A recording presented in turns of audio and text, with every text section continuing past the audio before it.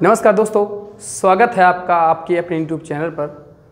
तो पिछले सेशन में हमने रक्त की बात की थी और रक्त में हमने देखा था कि रक्त का कैसा कंपोजिशन होता है, रक्त के कौन कौन से घटक होते हैं। एक तरल भाग होता है, एक ठोस भाग होता है।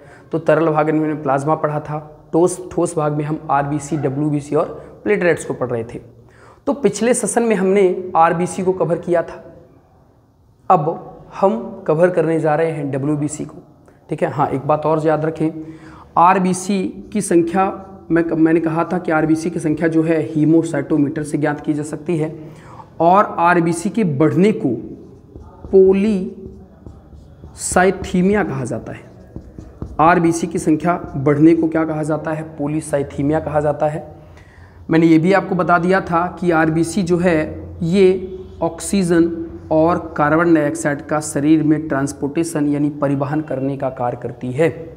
ठीक है, तो ये आरबीसी से संबंधित सारी जानकारियाँ थी। ठीक है, अब हम कवर करने जा रहे हैं डब्ल्यूबीसी को। तो अब डब्ल्यूबीसी में देखिए कौन कौन से क्वेश्चन बन सकते हैं। तो डब्ल्यूबीसी इसका फुल फॉर्म होता है वाइट ब्लड कार्पसस या वाइट ब्लड सेल, लाल श्वेत रक्त कणिकाएं या श्वेत रक्त कोशिकाएं। यदि आप कार्पसस कहेंगे तो कणिकाएं हैं और सेल कहेंगे तो कोशिकाएं हैं। ठीक है, दोनों एग्जाम में लिखा रहता है, ज़्यादातर वाइट ब्लड सेल लिखा रहता है। ठीक है, तो याद रखें।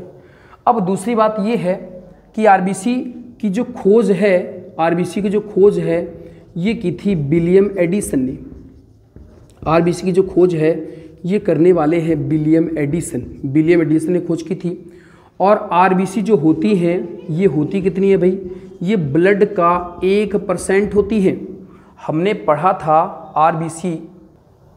तो जो डब्ल्यूबीसी है इनकी खोज विलियम एडिसन ने की थी और ये ब्लड का कितना होती है? 1% होती है। हमने पिछले सेशन में पढ़ा था कि आरबीसी जो होती थी वो ब्लड का 40% होती थी और डब्ल्यूबीसी जो होती है ये ब्लड का 1% होती है। ठीक है। अब दूसरी बात जो है देखें, अगर मैं डब्ल्यूबीसी की बात करूं तो डब्ल्यूबीसी का जो निर्माण है, इनका निर्माण भी बोन मैरो मतलब अस्थि मज्जा में होता है। बोन मैरो या अस्थि मज्जा में इनका भी निर्माण होता है। ठीक है, अब जैसे आरबीसी का निर्माण कहाँ हो रहा था? बोन मैरो में हो रहा था। ठीक है, अस्थि मज्जा में हो रहा था। अस्थि मतलब हड्डी और उसके बीच का भाग अस्थि मज्जा यानी बोन मैरो कहलाता है। ठीक है, इसी तरह डब्ल्यूबीसी का निर्माण भी कहाँ पर होता है भाई? बोन मैरो या अस्थि मज्जा में होता है। डब्ल्यूबीसी की जो मृत्यु है ये स्प्लीन या प्लीहा में इसकी भी क्या होती है? नहीं, इसकी जो मृत्यु है याद रखो, आरबीसी की मृत्यु प्लीहा में होती है लेकिन डब्ल्यूबीसी की मृत्यु जो है ये ब्लड में या रक्त में ही इसकी क्या हो जाती है? मृत्यु हो जाती है डब्ल्यूबीसी की। दूसरी बात, जो इनका आकार होता है, डब्ल्यूबीसी का जो आकार होता है वो होता है अनिश्चित। इनका आकार कोई फिक्स नहीं होता है या किताबों में लिखा रहता है इनका जो आकार होता है अमीबा की तरह होता है। अमीबा, क्योंकि अमीबा जो है एक कोशिकीय जीव होता है, यूनिसेलुलर, और वो अपना आकार कभी भी बदल लेता है, अतः इनका आकार कैसा होता है? अनिश्चित होता है। दूसरी बात जो है कि ये जो डब्ल्यूबीसी है इनकी जो संख्या होती है, ये होती है 8 से 10,000 घन प्रति मिलीलीटर। तो इनकी जो संख्या होती है ये 8 से 10,000 होती है।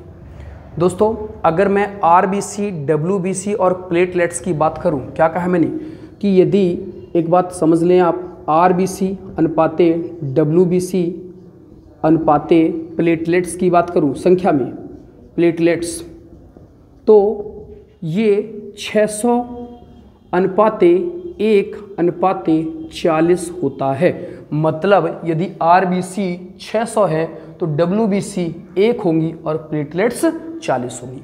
तो इनका कई बार एग्जाम में रेशियो पूछा जाता है कि आरबीसी और डब्ल्यूबीसी का रेशियो बताओ, तो याद रखिए दोस्तों 600:1 होगा। अगर वो आगे पीछे कर दे कि डब्ल्यूबीसी और आरबीसी का रेशियो बताओ तो 1:600 हो जाएगा। तो याद रखें आरबीसी का 600 है, डब्ल्यूबीसी का 1 है और प्लेटलेट्स का 40 है। चाहे आगे पीछे करके पूछे, चाहे जैसा भी पूछे, आपसे प्लेटलेट्स और डब्ल्यूबीसी का पूछ दे तो बता देना कि 40:1। दोस्तों ये इनकी संख्या जो होती है ये 8 से 10 हज़ार में होती है। याद रखें दोस्तों कि आरबीसी, डब्ल्यूबीसी और प्लेटलेट्स में सबसे बड़ा जो आकार होता है, सबसे बड़ा जो साइज होता है, आकार होता है, वो डब्ल्यूबीसी का होता है। संख्या में भले ये सबसे कम होती है, संख्या में भले ये सबसे कम होती हैं, लेकिन इनका साइज सबसे बड़ा होता है। ठीक है। दूसरी बात, जो डब्ल्यूबीसी होती है तो इनमें न्यूक्लियस या केंद्रक पाया जाता है। इनमें न्यूक्लियस या केंद्रक पाया जाता है। मैंने आपको बताया था कि जो आरबीसी होती है उनमें न्यूक्लियस नहीं पाया जाता है, लेकिन डब्ल्यूबीसी में न्यूक्लियस पाया जाता है। मतलब न्यूक्लियस जिसमें पाया जाएगा, केंद्रक जिसमें पाया जाएगा, ऐसी कोशिकाएं कोशिका विभाजन करेंगी और कोशिका विभाजन करके नई नई कोशिकाएं बनाएंगी। अतः सेल डिवीज़न यानी कोशिका विभाजन जो शरीर में होता है वो इन्हीं डब्ल्यूबीसी के कारण होता है। दोस्तों एक बात और आप याद रखें, जो डब्ल्यूबीसी है, तो अगर मैं इनकी बात करूं तो इनका जो डब्ल्यूबीसी का अन्य नाम होता है, डब्ल्यूबीसी का जो अन्य नाम होता है तो वो होता है ल्यूकोसाइट। मैंने आपको ये भी बताया कि इनमें केंद्रक पाया जाता है, मतलब कोशिका विभाजन करती है। तो इनकी संख्या 8 से 10 हज़ार होती है और यदि इनकी संख्या लगातार बढ़ रही है और यदि डब्ल्यूबीसी का नंबर या डब्ल्यूबीसी की संख्या 1 लाख तक पहुंच जाती है, इसे कहा जाता है ब्लड कैंसर कहा जाता है। 1 लाख तक पहुंच जाए। चूँकि ये जो ब्लड कैंसर है ये ल्यूकोसाइट की वजह से हो रहा है, अतः ब्लड कैंसर को ल्यूकेमिया भी कहा जाता है। ब्लड कैंसर का जो दूसरा नाम है ये क्या होता है? ल्यूकेमिया होता है। इसमें जिसको ब्लड कैंसर हो जाता है तो हर साल वो एक साल में ब्लड आपका निकलवाना पड़ता है हमको। ठीक है, शरीर को 0 डिग्री सेंटीग्रेड ताप पर रखा जाता है। एक तरफ से ब्लड डाला जाता है और दूसरी तरफ से ब्लड क्या है, निकाला जाता है। खराब वाला ब्लड निकालेंगे और नया ब्लड डालेंगे। ठीक है, तो ये बड़ी खतरनाक बीमारी है जो WBC के कारण होती है। अब दोस्तों जो WBC होती हैं इनका काम क्या होता है? इनका काम तो शरीर की रोग प्रतिरोधक क्षमता, शरीर की रोग प्रतिरोधक जो क्षमता है वो यही बनाती है। मतलब रोग प्रतिरोधक क्षमता बढ़ाती हैं, साथ ही साथ ये रोगाणुओं से, जो रोगाणु होते हैं तो रोगाणुओं से शरीर की सुरक्षा करती हैं। शरीर की सुरक्षा जो देने का काम है वो किनके होता है? WBC का होता है। यदि आपके शरीर में WBC की स्थिति ठीक ठाक है तो जल्दी आपको बीमारियां नहीं होंगी। WBC इनबैलेंस हुई तो बहुत सारी बीमारियां होती हैं, क्योंकि यदि आपके शरीर में कोई भी वायरस बैक्टीरिया प्रवेश करेगा तो उनसे लड़ने का काम किनका होता है? WBC का होता है। ठीक है, अब याद रखें दोस्तों कि आपने एक बीमारी पढ़ी होगी एड्स, एक्वायर्ड इम्यूनोडेफिशिएंसी सिंड्रोम। तो एक्वायर्ड इम्यूनोडेफिशिएंसी सिंड्रोम जो है इसमें शरीर की रोग प्रतिरोधक क्षमता घट जाती है। WBC रिस्पॉन्सिबल है। ठीक है, और कोई भी बीमारी आपको हो जाएगी। 1 दिसंबर को एड्स दिवस मनाया जाता है। ठीक है, तो 1 दिसंबर को एड्स दिवस मनाया जाता है जागरूकता के लिए। HIV वायरस के कारण होता है। ठीक है कि नहीं? तो इसमें भी शरीर की रोग प्रतिरोधक क्षमता क्या होती है? घट जाती है। अब अगली बात WBC में क्या है तो देखें दोस्तों, अगली बात WBC में क्या है। अगर मैं WBC की बात करूं तो WBC 5 प्रकार की होती है।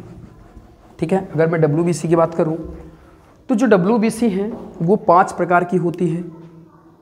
WBC तो पहला जो है ये होती है, पहला मोनोसाइट। ठीक है, दूसरा एक होती है लिम्फोसाइट। ठीक है, एक होती है न्यूट्रोफिल।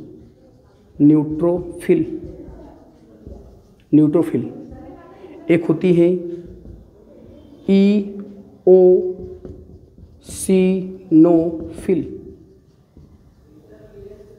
और एक होती है बेसोफिल। बेसोफिल्स। तो WBC का 60 से 65% जो भाग है ये न्यूट्रोफिल्स का बना होता है। जो मोनोसाइड होती है ये 2 से 10% होती है, ठीक है। जो इसिनोफिल्स होती है ये 2 से 3% होती है, 2 से 3% होती है। और ये जो लिम्फोसाइड है ये 20 से 25% होती है। और जो ये बेसोफिल्स है ये 0.1% होती है, ठीक है। तो मैंने परसेंटेज लिख दिया संख्या में, ठीक है। तो WBC का सबसे ज़्यादा जो भाग है वो न्यूट्रोफिल्स कणिकाओं से मिलकर के बना होता है। तो पहले यही आक्रमण करती है। दूसरी बात, इसमें बहुत इंपॉर्टेंट प्रश्न है, देखो WBC अगर बेसिकली बात करूँ तो 2 प्रकार की होती है, ग्रेनोसाइड और आग्रेनोसाइड, कणिका में और आकणिका में। कणिका में होती है और एक आकणिका में होती है। तो याद रखें, मोनोसाइड और लिम्फोसाइड ये आकणिका में होती है, अग्रेनोसाइड, और ये तीनों कैसी होती है, कणिका में होती है। तो आप डायरेक्टली ये जानें कि मोनोसाइड और लिम्फोसाइड। अब ये ध्यान रखें कि इसमें अगर पूछता है कि सबसे बड़ा साइज, इनमें जो सबसे बड़ा साइज होता है वो होता है मोनोसाइड का। इसमें इनका क्या होता है, सबसे बड़ा आकार होता है, सबसे बड़ा आकार होता है किसका, मोनोसाइड का। मोनोसाइड का सबसे बड़ा आकार होता है, इस वजह से मोनोसाइड को कहा जाता है police of blood. Police of blood मतलब रक्त का पुलिस कौन सी कोशिकाएं कहलाती है, मोनोसाइड कहलाती है। अगर मैं सबसे छोटी बात करूं तो लिम्फोसाइड जो होता है इनका आकार सबसे छोटा होता है, इनका आकार क्या होता है, सबसे छोटा होता है। दूसरी बात, जो न्यूट्रोफिल्स है, मैंने बताया कि ये शुरुआती अटैक जो है, जब कोई रोगाणु हमारे शरीर में प्रवेश करेगा तो न्यूट्रोफिल्स लड़ने जाती है। जो एसिनोफिल्स है ये आपका एलर्जी में सहायता करती है। एलर्जी में सहायता कौन करती है, एलर्जी में हेल्प करती है, एलर्जी में सहायता करती है। इसलिए आपने देखा होगा चूंकि इनकी संख्या बहुत ही कम होती है, 2 से 3%, इसलिए कई लोगों को धूल से एनर्जी होती है, धूप से एनर्जी होती है। क्यों, क्योंकि इनकी संख्या बहुत ही कम है। इस वजह से कुछ लोग धूप में जाते हैं तो छींकने लगते हैं, कुछ लोग धूल में चले जाते हैं तो शरीर में खुजली होने लगती है। उसका कारण क्या है, एसिनोफिल्स। यदि ये ज़्यादा मात्रा में होती तो क्या होता, ये आपको एलर्जी नहीं होती। जो बेसोफिल्स है ये आपकी सूजन में सहायता करती है, सूजन में हेल्प करती है, सूजन में सहायता करती है। चूंकि ये सूजन में सहायता करती हैं और इनकी संख्या बहुत ही कम होती है, 0.1% होती है, अतः व्यक्ति को क्या आपने देखा होगा था, जब हम सबसे पहले गिरते हैं तो सबसे पहले हमारे सिर में सूजन आ जाती है, क्योंकि बेसोफिल्स का नंबर क्या है, बहुत ही कम है।